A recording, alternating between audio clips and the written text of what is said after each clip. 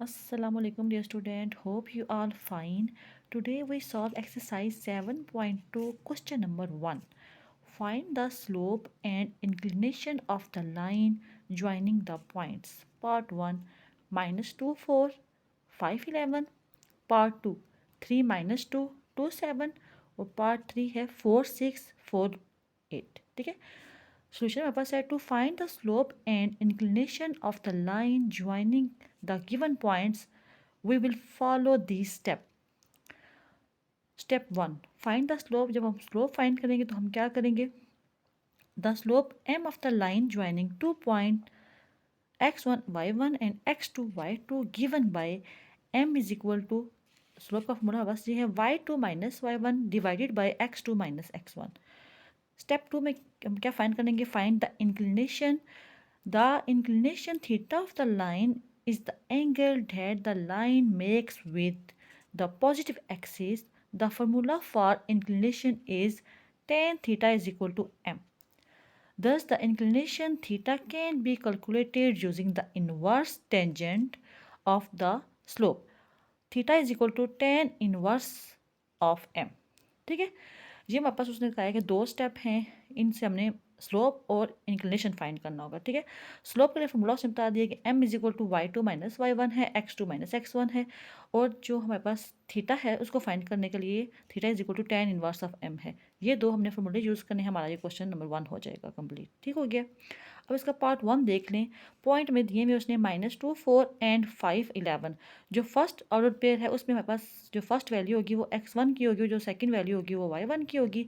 इसी तरह second order pair में जो फर्स्ट वैल्यू होगी वो x2 की होगी, जो सेकंड वैल्यू होगी वो y2 की होगी. समझ आ गई. अब फाइंड द स्लोप. हमने स्लोप फाइंड करना है तो उसके लिए हमारे पास फॉर्मूला क्या है? m is equal to y2 minus y1 divide by x2 minus x1. y2 हमारे पास क्या 11 है, 11 लिखेंगे, माइनस y1 हमारे पास क्या 4 लिखेंगे, डिवाइडेड बाई x2 हमारे पास 5 है, 5 लिखेंगे, माइनस x1 की वैल्यू -2 है तो -2 लिखेंगे. 11 माइनस 4 इज इक्वल टू 7. 5 ये माइनस और माइनस क्या हो गया plus, 5 plus 2 is equal to 7. 7 divide by 7 is equal to 1. ठीक है. अब find the inclination theta is equal to tan inverse of 1 is equal to 45 degree. अब tan इनवर्स ऑफ 1 क्या होता है? 45 डिग्री होती है. ठीक है. तो हमारे पास थीटा क्या आ गया? 45 degree.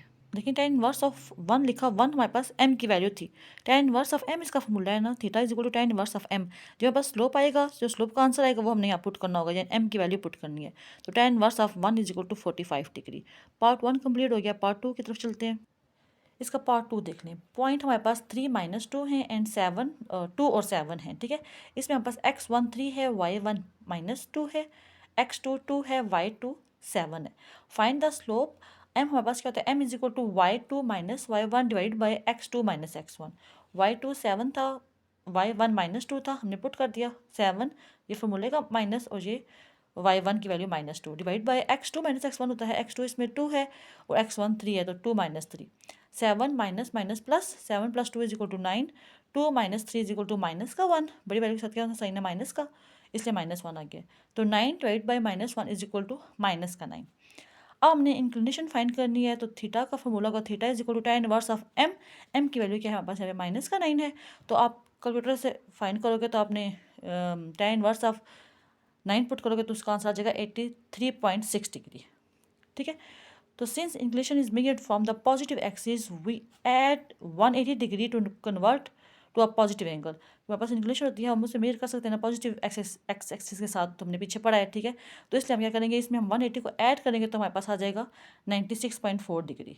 -83.6 degree plus 180 is equal to 96.4 degree. Part 3 इसका देख लें. पॉइंट्स है हमारे पास अब 4 और 6 एंड 4 8. अब हमारे पास ये x1 है 4, y1 x2 y2. अब हमने फाइंड द स्लोप फाइंड करना है, तो उसके लिए हमारे पास क्या होगा? अब इसे बता देगा x1 x2 दोनों ही 4 हैं. देखेंगे ये भी 4 है, ये भी 4 है. ठीक है. आप फॉर्मूला इसमें पुट करेंगे स्लोप का, तो आपके पास फॉर्मूला. अब देखें, आप जब स्लोप फाइंड करेंगे तो y2 minus y1 divide by x2 minus x1 था. y2 की वैल्यू क्या है? 8 है, y1 की वैल्यू 6 है. 8 माइनस 6 और डिवाइड बाई x2 की वैल्यू भी 4 थी, माइनस x1 की वैल्यू भी 4 थी. तो 4 माइनस 1 तो 0 हो गया. 2 बाई 0 इज इक्वल टू हमारे पास क्या आ गया इसका? इन्फिनिटी. ठीक है. तो ये क्या कह रहा है जी, since the x coordinates are the same x1 and x2 is equal to 4, the line is vertical, the slope of the vertical line is undefined. Slope आप डिफाइन नहीं कर सकते, देखिए ना अनडिफाइंड यहाँ पे आ गया ना कि 2/0 है, तो 2/0 का तो आंसर इन्फिनिटी आता है, anything is divide by 0 is equal to infinity. ठीक है, तो फाइंड द इंक्लिनेशन, इंक्लिनेशन कैसे फाइंड करेंगे, the inclination of a vertical line is always 90 degree. अब इसका जो आंसर आ गया है वो वर्टिकल उसने कहा है, तो हमारे पास इसका जो थीटा होगा उसका आंसर क्या आ जाएगा, 90 डिग्री। ठीक हो गया, यहाँ पे हमारे क्वेश्चन नंबर 1 के तीनों पार्ट हो गए। आई होप्स आप लोगों को समझ आ गया होगा। नेक्स्ट वीडियो में हम इंशाल्लाह क्वेश्चन नंबर 2 करेंगे। जज़ाकल्लाह खैर।